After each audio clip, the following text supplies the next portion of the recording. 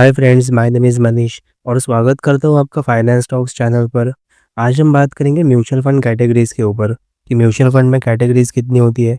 Fund types के ऊपर एकदम डिटेल में डिस्कशन करेंगे। इस एक ही वीडियो के अंदर काफ़ी शॉर्ट टाइम में हम पूरे फंड्स को अच्छे से समझने की कोशिश करेंगे। तो आज का वीडियो पूरा ज़रूर देखेगा। तो चलिए शुरू करते हैं आज की वीडियो को। तो आज हम समझेंगे म्यूचुअल फंड के 3 कैटेगरीज़ के बारे में, जिसमें मेनली है इक्विटी, डेट और हाइब्रिड फंड्स। सबसे पहले हम जान लेते हैं कि म्यूचुअल फंड्स होता क्या है। म्यूचुअल फंड्स एक ऐसा इन्वेस्टमेंट व्हीकल है जो आपके पैसे को डिफरेंट एसेट क्लास जैसे कि स्टॉक्स, बॉन्ड या हाइब्रिड इन्वेस्टमेंट में इन्वेस्ट करता हो। ये डाइवर्सिफिकेशन प्रोवाइड करता है और रिस्क को बैलेंस करता है। म्यूचुअल फंड के अंदर मेनली 2 कैटेगरीज है, एक्टिव फंड्स और पैसिव फंड्स। एक्टिव फंड्स यहाँ fund manager actively stock choose करता है और मार्केट से बेहतर रिटर्न देने की कोशिश करता है। एक्टिव फंड्स के अंदर नॉर्मली फंड्स एक्टिवली मैनेज होते हैं, यानी कि स्टॉक के फंड मैनेजर के ऊपर डिपेंड करता है कि कौन से स्टॉक के अंदर इन्वेस्टमेंट करनी है, कौन से सेक्टर को ज़्यादा एलोकेशन देना है। ये सारी चीज़ें फंड मैनेजर खुद डिसाइड करता है। और उसके एकदम उल्टा है पैसिव फंड।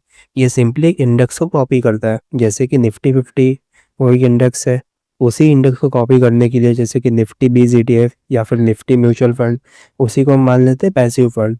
जो पहले से ही किसी इंडेक्स को कॉपी करता हो उसी का मतलब है passive funds. Generally passive fund के अंदर एक फंड मैनेजर किसी एक इंडेक्स को कॉपी करता है कि जिस पर्पज़ के लिए उस म्यूचुअल फंड को तैयार किया गया है। तो फंड्स तो जनरली 2 टाइप्स के होते हैं, एक्टिव फंड्स और पैसिव फंड। लेकिन हर एक फंड के अंदर और 2 टाइप होते हैं, जो कि ग्रोथ और IDCW।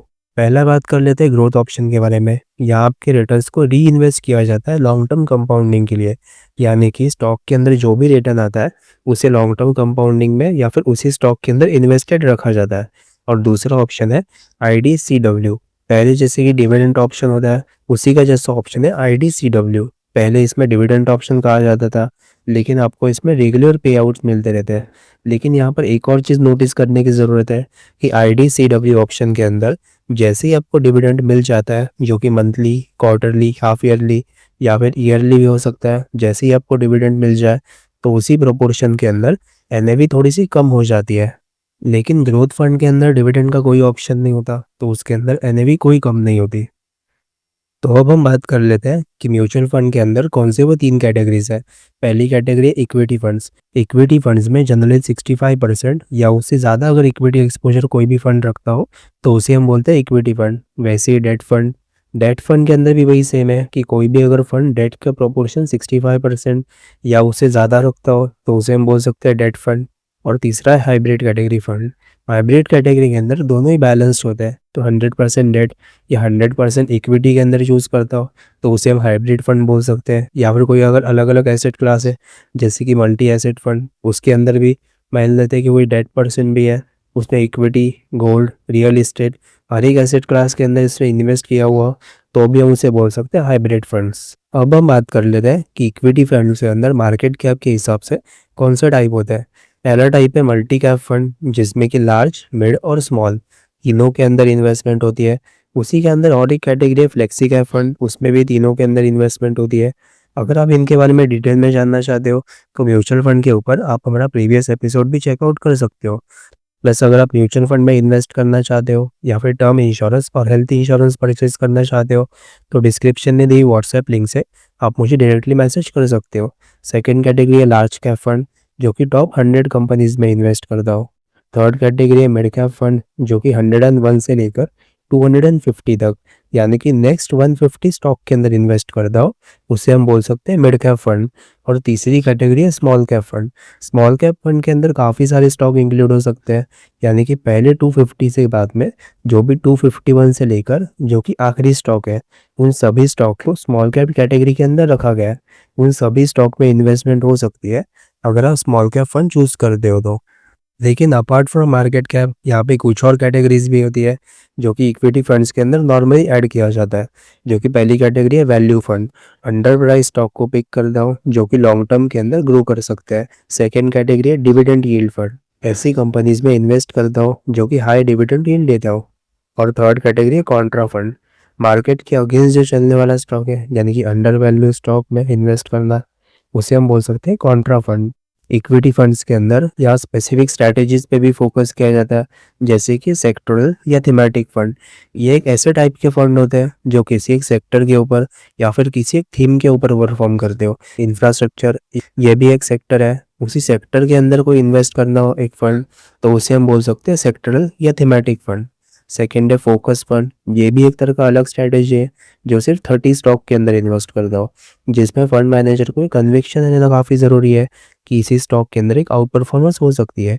अगर इन 30 स्टॉक के अंदर कोई 4-5 फंड्स भी अगर अंडर परफॉर्म कर देते हैं, तो 30 स्टॉक के कारण उनका वेटेज काफ़ी ज़्यादा हो सकता है एक पर स्टॉक के बेसिस के ऊपर, तो उसी 4-5 स्टॉक के कारण ओवरऑल फंड अंडर परफॉर्म कर सकता है। और एक कैटेगरी ऑफ फंड के बारे में डिस्कस कर लेते हैं जो कि टैक्स सेविंग में आपको हेल्प कर सकता है, यानी कि ELSS, equity link saving scheme. ये टैक्स सेविंग स्कीम है जिसमें अगर आप इन्वेस्ट करते हो तो उससे आप टैक्स बेनिफिट गेन कर सकते हो ऑल टैक्स रिजिम के अंदर। लेकिन इसके अंदर बस एक कंडीशन है कि अगर आप ELSS में इन्वेस्ट करते हो तो 3 ईयर्स तक आप इसमें विड्रॉ नहीं कर सकते, यानी कि पूरे 3 साल तक ये लॉक इन रहेगा।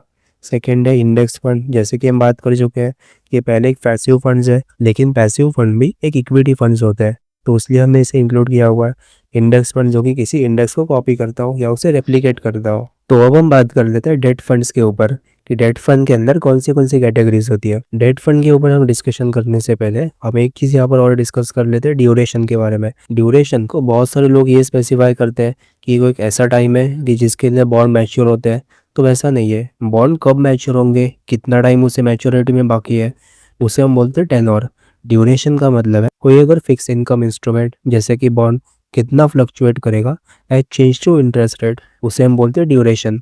अब ड्यूरेशन डिपेंड कर सकता है, जैसे कि कोई अगर लॉन्ग टर्म बॉन्ड है जो कि 10 ईयर्स या फिर 5 ईयर्स का बॉन्ड है, तो इंटरेस्ट रेट जैसे ही ऊपर नीचे होता है उसमें बॉन्ड ज़्यादा रिएक्ट करेगा।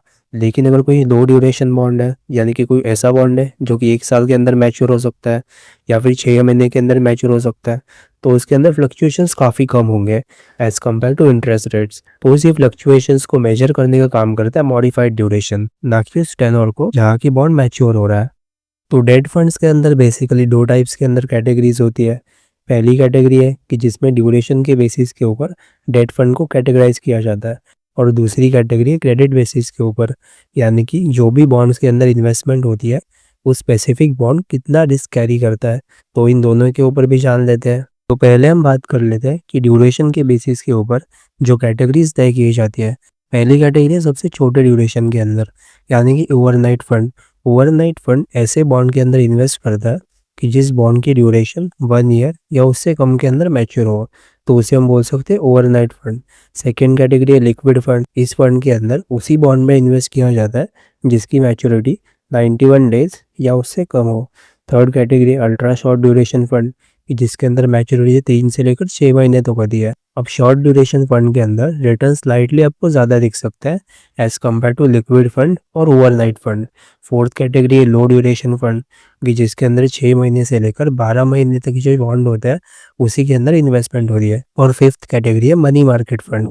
मनी मार्केट फंड्स का ये मतलब है कि कोई भी अगर ऐसा मार्केट हो कि उसके अंदर बॉन्ड की मैच्योरिटी 1 साल या उससे कम हो, तो उसे हम बोल सकते हैं मनी मार्केट इंस्ट्रूमेंट। कोई भी ऐसा बॉन्ड जो कि 1 साल के अंदर कम में मैच्योर हो रहा है उसे हम मनी मार्केट इंस्ट्रूमेंट बोल सकते हैं। अब हो सकता है कि वो 5 साल का बॉन्ड हो लेकिन 4 साल उसने पहले ही कंप्लीट कर चुका है और अगले 1 साल के अंदर वो मैच्योर हो सकता है, तो वो भी एक मनी मार्केट कैटेगरी के अंदर आएगा। और साथ में कोई कमर्शियल पेपर या फिर ट्रेजरी बिल्स भी हो सकता है कि जिसके अंदर बाय डिफ़ॉल्ट मैच्योरिटी 1 साल से कम है, तो वो भी मनी मार्केट इंस्ट्रूमेंट के अंदर आ जाएगा। और उसके आगे short duration fund. Short duration fund के अंदर जनरली जो बॉन्ड्स होते हैं उसमें मैच्योरिटी 1 से लेकर 3 साल तक होती है। मीडियम ड्यूरेशन फंड, उसमें मैच्योरिटी होती है 3 से लेकर 4 साल के बीच में। और लॉन्ग ड्यूरेशन फंड के अंदर जो भी बॉन्ड्स इंक्लूड किए जाते हैं उनकी मैच्योरिटी 7 ईयर्स या उससे ज़्यादा होती है। लेकिन सबसे जो ज़्यादा मैच्योरिटी के बॉन्ड होते हैं वो भी गवर्नमेंट बॉन्ड्स के अंदर उसे ट्रेड किया जाता है गिलिट फंड्स के अंदर। गिलिट फंड्स एक काफ़ी अच्छा इंस्ट्रूमेंट साबित हो सकता है जब आपको इंटरेस्ट रेट के लिए प्ले करना हो। जैसे अगर आपका एस्टिमेट है कि यहाँ से बॉन्ड यील्ड काफ़ी नीचे आ सकता है अगले मॉनेटरी पॉलिसी के अंदर तो आप ग्लिड फंड परचेज कर सकते हो। जैसे ही मॉनेटरी पॉलिसी के अंदर अगले रेट कट्स अनाउंस हो जाएंगे तो ग्लिड फंड्स के अंदर आपको एक राइज दिख सकता है, कि जिसका मतलब है कि अगर कोई भी अगर फॉल आता है इंटरेस्ट रेट में, तो जो लंबे ड्यूरेशन के बॉन्ड होते हैं, यानी कि उन्हीं बॉन्ड के अंदर जिनकी मैच्योरिटी काफ़ी ज़्यादा है, तो उनके अंदर राइज काफ़ी जल्दी आ सकता है, क्योंकि लंबे ड्यूरेशन के बॉन्ड्स इंटरेस्ट रेट को ज़्यादा सेंसिटिव होते हैं as compare to short duration. तो ग्लिड फंड इंटरेस्ट रेट को प्ले करने के लिए एक ऑप्शन हो सकता है। तो बॉन्ड फंड के अंदर दूसरी कैटेगरी भी होती है, कि जिनके अंदर कैटेगराइजेशन क्रेडिट बेसिस के ऊपर होता है, ना कि ड्यूरेशन के ऊपर। यानी कि कॉर्पोरेट बॉन्ड फंड ये सिर्फ उन्हीं बॉन्ड्स के अंदर इन्वेस्ट करता है जिसमें कॉर्पोरेट बॉन्ड्स इश्यू किए हुए, ना कि गवर्नमेंट बॉन्ड्स। सेकंड है क्रेडिट रिस्क फंड। इसमें उन्हीं बॉन्ड के अंदर इन्वेस्टमेंट किया जाता है जिनकी क्रेडिट रिस्क स्लाइटली लोअर होती है as compare to government bonds. अब इसका फ़ायदा ये मिलता है कि जनरली लोअर क्रेडिट रिस्क से रिटर्न थोड़े से आप ज़्यादा एक्सपेक्ट कर सकते हो as compare to government bonds. और थर्ड कैटेगरी है गवर्नमेंट या फिर ग्लिड फंड। अब ग्लिड फंड के अंदर ड्यूरेशन हालांकि ज़्यादा होता है, जो कि ड्यूरेशन बॉन्ड्स के अंदर भी हम इंक्लूड कर चुके हैं, लेकिन ग्लिड फंड के अंदर रिस्क भी काफ़ी कम होती है। तो अब हम बात कर लेते हैं हाइब्रिड फंड्स के ऊपर।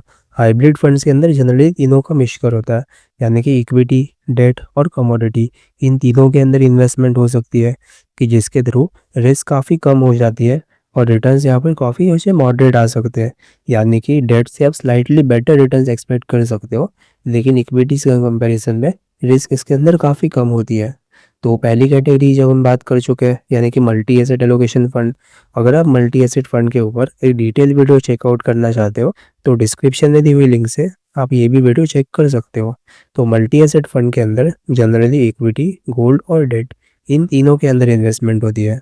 दूसरी category arbitrage fund. Arbitrage fund के अंदर रिवर्स पोजीशन क्रिएट की जाती है इक्विटी और डेरिवेटिव्स के अंदर। यानी कि आप मान सकते हो कि इक्विटी के अंदर एक लॉन्ग पोजीशन है और डेरिवेटिव्स के अंदर जो शॉर्ट पोजीशन है, तो जो डेरिवेटिव्स और इक्विटी के बीच में जो टाइम वैल्यू का डिफरेंस है, वो पूरा का पूरा आर्बिट्राज के अंदर गेन हो सकता है। अब आर्बिट्राज फंड के अंदर रिटर्न्स हालांकि डेट जितने ही होते हैं, रिस्क काफ़ी कम होती है, लेकिन आर्बिट्राज के अंदर बस एक आपको एडवांटेज मिल जाता है कि आर्बिट्राज फंड के अंदर टैक्सेशन होती है एज पर इक्विटी, ना कि एज पर डेट। तो वो बस एक एडवांटेज है, लेकिन आर्बिट्राज फंड में रिस्क काफ़ी कम होती है और रिटर्न्स डेट के बराबर ही होते हैं। Third category equity saving fund.